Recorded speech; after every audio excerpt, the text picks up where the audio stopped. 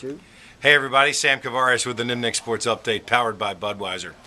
Boy, the Jaguars did everything they could possibly do to lose that game on Sunday, and in fact, they do come up with a loss as Cincinnati wins 30-20. That's two games that everybody had as wins at the beginning of the year, now are losses, the Carolina game and now the Cincinnati game. And things certainly are difficult in the National Football League and no easier for the Jaguars at Pittsburgh, home against Baltimore, and then at Houston before they go to the bye.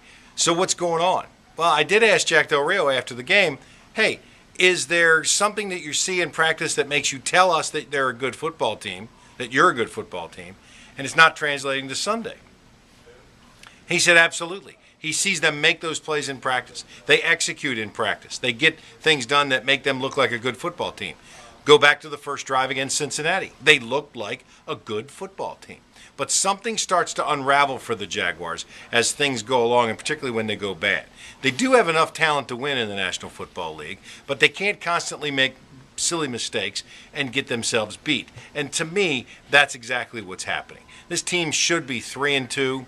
You know, they should have beat Carolina. They should have won against Cincinnati. And they should be looking forward to trying to have a 500 record somewhere around the bye week. Instead, now everything's up in the air. The only thing is probably for sure is that Maurice Jones-Drew is going to be the starting running back and Blaine Gabbert's going to be the starting quarterback. Outside of that, everything is still on the table. Even Jack Del Rio's job at this point.